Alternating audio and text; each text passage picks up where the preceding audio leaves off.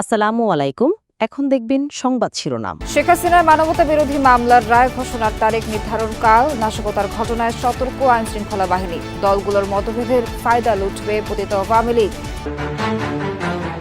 অন্তর্বর্তী সরকারের দুর্বলতার সুযোগ নিচ্ছে কিছু রাজনৈতিক দল, মন্তব্য তারেক রহমানের। হুমকি ধামকি না দিয়ে ভোটের মাঠে লড়াইয়ের আহ্বান।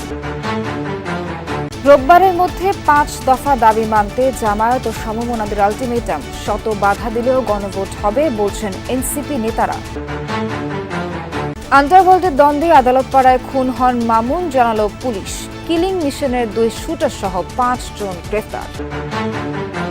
এতক্ষণ শুনছিলেন সংবাদ শিরোনাম, এখন দেখবেন বিস্তারিত। রাজধানীর ধোলাইপাড় এলাকায় একটি বাসে আগুন দিয়েছে দুর্বৃত্তরা, তবে এতে হতাহতের কোনো ঘটনা ঘটেনি। খবর পেয়ে ফায়ার সার্ভিসের 2টি ইউনিট দ্রুত ঘটনাস্থলে পৌঁছে আগুন নিয়ন্ত্রণে আনে। বুধবার সন্ধ্যা 6:30টার দিকে ফায়ার সার্ভিসের কাছে বাসে অগ্নিকাণ্ডের খবর পৌঁছায়। এদিকে গত কয়েকদিন ধরে রাজধানীর বিভিন্ন এলাকায় দুর্বৃত্তদের ককটেল বিস্ফোরণ ও শিক্ষা প্রতিষ্ঠান সহ কয়েকটি স্থানে পেট্রোল বোমা নিক্ষেপের ঘটনা ঘটছে।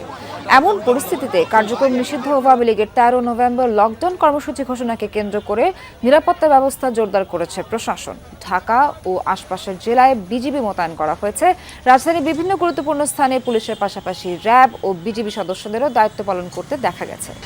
আমি দেখতে পাচ্ছি যে নিরাপত্তা ব্যবস্থা বেশ ভালোভাবেই জোরদার করা হয়েছে। ইতিমধ্যেই আমি দেখতে পাচ্ছি যে 1 প্লাটুন কিন্তু বিজিবি সদস্য মোতায়েন করা হয়েছে, পাশাপাশি পুলিশও রয়েছে। তবে আইন শৃঙ্খলা বাহিনী বেশ তৎপর রয়েছে। আগামীকালকে আপনি জানেন যে 13 নভেম্বর আওয়ামী লীগের পক্ষ থেকে দেওয়া লকডাউন কর্মসূচিকে ঘিরে এই নিরাপত্তা ব্যবস্থা কিন্তু জোরদার করা হয়েছে। এছাড়াও যদি জানিয়ে রাখতে চাই, ঢাকার বিভিন্ন জায়গায় কিন্তু এরই মধ্যে আমাদের কাছে কিছু ককটেল বিস্ফোরণের ঘটনা শুনতে পেয়েছি। যেমন কিছুক্ষণ আগে টিএসসিতে একটি ককটেল বিস্ফোরণের ঘটনা আমরা জানতে পেরেছি। এছাড়াও শান্তিনগরের টুইন টাওয়ারের সামনে একটি ককটেল বিস্ফোরণের ঘটনা আমরা জানতে পেরেছি। এর আগে সকাল থেকে নিরাপত্তার চাদরে ঢেকে ফেলা হয় রাজধানী ঢাকা। বাসে আগুন এবং দুর্বৃত্তদের ককটেল বিস্ফোরণে তৈরি হওয়া জন আতঙ্ক দূর করতে কঠোর অবস্থান নিয়েছে আইন শৃঙ্খলা বাহিনী। ডিএমপি বলছে, সামাজিক মাধ্যমে যত হুমকি ধমকি দেয়া হোক, জননিরাপত্তা নিশ্চিত আইনের সর্বোচ্চ প্রয়োগে প্রস্তুত তারা। এরই মধ্যে অপরাধে জড়িত থাকার অভিযোগে 44 জনকে গ্রেফতার করা হয়েছে, যারা কার্যক্রম নিষিদ্ধ আওয়ামী লীগ ও অঙ্গ সংগঠনের কর্মী। বুধবার সকাল থেকেই রাজধানীর গুরুত্বপূর্ণ স্থান ও স্থাপনার সামনে কঠোর অবস্থানে আইন শৃঙ্খলা রক্ষাকারী বাহিনীর সদস্যরা। শাহবাগ, ধানমন্ডি সহ গুরুত্বপূর্ণ সব এলাকাতেই নিরাপত্তা চাদর, পুলিশ, র্যাব, এপিবিএন বা বিজিবির সতর্ক পাহারা। এত নিরাপত্তা আয়োজনের কারণ চোরাগোপ্তা আক্রমণ ঠেকানো। মঙ্গলবার গভীর রাতে রাজধানীর মোহাম্মদপুরের ইকবাল রোডে প্রিপারেটরি স্কুলের কাছে 2টি বোমা নিক্ষেপ করা হয়, যদিও কেউ হতাহত হয়নি এতে। সিসি ক্যামেরার ফুটেজে শনাক্ত হয়েছে মোটরসাইকেল ও আরোহী। এছাড়া গাজীপুর ও সাভারে মোট 4টি বাসে আগুন দিয়েছে দুর্বৃত্তরা। 13 নভেম্বর ঘিরে দেশে যে নাশকতামূলক কার্যক্রম পরিচালনা করা হচ্ছে তাতে আতঙ্কিত নয় প্রসিকিউশন। বুধবার ট্রাইব্যুনালের প্রসিকিউশন জানায়, তাদের লক্ষ্য জুলাই গণহত্যার বিচার নিশ্চিত করা। এদিকে কাল নাশকতার অপচেষ্টা রোধে ট্রাইব্যুনাল নিরাপত্তা বাড়ানোর কথা জানিয়েছে ট্রাইব্যুনাল প্রশাসন। এরই মধ্যে ট্রাইব্যুনাল এলাকায় সেনা মোতায়েন চেয়ে সেনা সদরে চিঠি দিয়েছে সুপ্রিম কোর্ট। 13 নভেম্বর মানবতা বিরোধী অপরাধে শেখ হাসিনার মামলার রায়ের তারিখ নির্ধারণ ঘিরে গেল কয়েকদিন ধরেই দেশে তৈরি হয়েছে উত্তাপ। বিভিন্ন স্থানে ককটেল বিস্ফোরিত ও বাসে আগুন দিয়ে সৃষ্টি করা হয়েছে আতঙ্ক। এমনকি ধানমন্ডিতে আন্তর্জাতিক অপরাধ ট্রাইব্যুনালের তদন্ত সংস্থার কার্যালয় এবং প্রধান বিচারপতির বাসভবনের সামনেও ককটেল বিস্ফোরিত করা হয়েছে। এমন প্রেক্ষাপটে দেশের সর্বোচ্চ আদালতে মঙ্গলবার থেকে নিরাপত্তা বাড়ানো হয়েছে। ট্রাইব্যুনালের প্রসিকিউশন বলছেন, কোনোভাবেই আতঙ্কিত নন তারা। শেখ হাসিনা সহ আসামিদের সর্বোচ্চ শাস্তির প্রত্যাশা তাদের। 2013 সালে শাপলা চত্বর গণহত্যার অভিযোগে শেখ হাসিনা, সাবেক সেনা কর্মকর্তা জিয়াউল আহসান সহ 21 জনের বিরুদ্ধে 12 জানুয়ারির মধ্যে তদন্ত প্রতিবেদন জমা দিতে নির্দেশ দিয়েছেন ট্রাইব্যুনাল।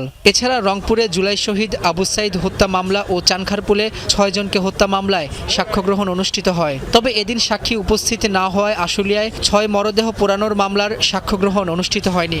দুর্বল অন্তর্বর্তী সরকারকে কোনো হুমকি ধামকি না দিয়ে আগামী ফেব্রুয়ারিতে জনগণের মুখোমুখি হওয়ার আহ্বান জানিয়েছেন বিএনপির ভারপ্রাপ্ত চেয়ারম্যান তারেক রহমান। বলেন, কোনো রাজনৈতিক দল নানা শর্ত দিয়ে নির্বাচনকে বাধাগ্রস্ত করতে চায়। গণভোটের আড়ালে পতিত পরাজিত ফ্যাসিবাদীদের পুনর্বাসনের সুযোগ করে দেওয়া হচ্ছে কিনা সে প্রশ্নও রাখেন তিনি। আহ্বান জানান পরিস্থিতি ঘোলাটে না করার। বিপ্লব ও সংহতি দিবস উপলক্ষে আলোচনায় এসব কথা বলেন তারেক রহমান। সিপাহী জনতার সম্মিলিত বিপ্লব ও সংহতির 50 বছর পূর্তি।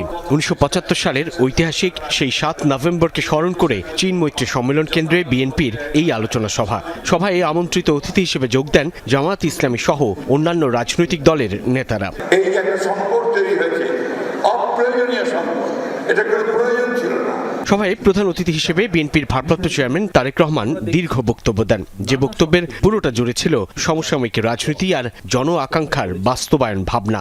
বলেন, কোনো একটি নির্দিষ্ট রাজনৈতিক দল বা গোষ্ঠীর অধিকার প্রতিষ্ঠা কিংবা রাজনৈতিক দর কষাকষির সুযোগ দিতে হাজারো মানুষ জুলাই অভ্যুত্থানে জীবন উৎসর্গ করেনি। বিভিন্ন শর্ত দিয়ে জাতীয় নির্বাচন অনুষ্ঠান বাধা সৃষ্টি করতে চাইছে একটি রাজনৈতিক দল অন্তর্বর্তীকালীন সরকারের দুর্বলতার সুযোগ নিয়ে কার্যত গণতান্ত্রিক জনগণের রাজনৈতিক অধিকার প্রতিষ্ঠার বিরুদ্ধেই মনে হয় অবস্থান নিচ্ছে বা নিয়েছে। হুমকি ধামকি না দিয়ে আগামী ফেব্রুয়ারি মাসে জনগণের মুখোমুখি হই আমরা, চলুন। 16 নভেম্বরের মধ্যে 5 দফা দাবি না মানা হলে প্রধান উপদেষ্টা বাসভবন যমুনার সামনে অনির্দিষ্টকালের অবস্থান কর্মসূচি ঘোষণা করবে জামায়াত সহ আন্দোলনরত 8 দল। সম্মিলিত সংবাদ সম্মেলনে হুঁশিয়ারি দেন দলগুলোর নেতারা। জানান, আলোচনার মাধ্যমে দাবি আদায়ে প্রধান উপদেষ্টার সাক্ষাতের জন্য সময় চেয়েছেন তারা। কাল রাজপথে 8 দলের নেতাকর্মীরা অবস্থান করবে বলেও জানানো হয় ব্রিফিংয়ে।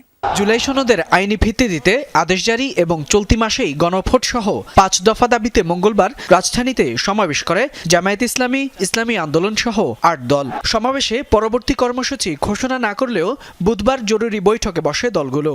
বৈঠক শেষে রাজধানীর মগবাজার আলফালাহ মিলনায়তনে সংবাদ সম্মেলন করে নেতারা। এ সময় জামায়াতের সেক্রেটারি জেনারেল জানান, নিয়মতান্ত্রিক উপায়ে আলোচনার ভিত্তিতে দাবি আদায়ের লক্ষ্যে প্রধান উপদেষ্টার সাক্ষাৎ চেয়েছে 8 দল। প্রধান উপদেষ্টার সাক্ষাতের ব্যাপারে এ সময় জামায়াতের নায়েবে আমির মুজিবুর রহমান জানান, 16 নভেম্বরের মধ্যে দাবি আদায় না হলে এদিন সংবাদ সম্মেলন করে প্রধান উপদেষ্টার বাসভবনের সামনে অবস্থান কর্মসূচি ঘোষণা করা হবে। আগামীকাল আওয়ামী লীগের কর্মসূচিকে কেন্দ্র করে মাঠে থাকবে এনসিপি। জনগণের আতঙ্কিত হওয়ার কিছু নেই বলে আশ্বস্ত করেছেন দলটির নেতারা। দুপুরে ঢাকা রিপোর্টার্স ইউনিটিতে ন্যাশনাল হেলথ অ্যালায়েন্সের আত্মপ্রকাশ অনুষ্ঠানে এনসিপি নেতারা আরও বলেন, শত বাধা দিলেও গণভোট হবে। অভিযোগ করেন, অন্তর্বর্তী সরকার গণবিচ্ছিন্ন হয়ে গেছে। স্বাস্থ্য ও শিক্ষা খাতকে ঢেলে সাজানোর আহ্বানও জানান তারা। ঢাকা রিপোর্টার্স ইউনিটিতে আত্মপ্রকাশ করল স্বাস্থ্য পেশাজীবী ও শিক্ষার্থীদের যৌথ মঞ্চ ন্যাশনাল হেলথ অ্যালায়েন্স। অনুষ্ঠানে উপস্থিত ছিলেন এনসিপির কয়েকজন নেতা। স্বাস্থ্য খাতের নানান দুর্বলতা তুলে ধরার পাশাপাশি তারা কথা বলেন সাম্প্রতিক নানান বিষয় নিয়ে। স্বাস্থ্য খাতকে রাজনৈতিক প্রভাবমুক্ত করার তাগিদ দেন এনসিপির জ্যেষ্ঠ যুগ্ম সদস্য সচিব ডাক্তার তাসনিম জারা। আন্ডারওয়ার্ল্ডে দ্বন্দ্বে খুন হয় সন্ত্রাসী মামুন। তাকে হত্যার নির্দেশ দেয় ইমন মামুন গ্রুপেরই আরেক শীর্ষ সন্ত্রাসী রনি। তবে শীর্ষ সন্ত্রাসী ইমন এই হত্যার সাথে জড়িত কিনা তা খতিয়ে দেখছেন গোয়েন্দারা। তাদের দাবি, 2 শুটার রবিন ও ফারুক গুলি করে মামুনকে। হত্যার জন্য মাত্র 2 লাখ টাকায় তাদের ভাড়া করে মামুনের এক সময়কার সহযোগী রনি। এদিকে গ্রেফতারকৃত 5 আসামিকে মোহাম্মদপুর থানার অস্ত্র মামলার 4 দিন করে রিমান্ড দিয়েছেন আদালত।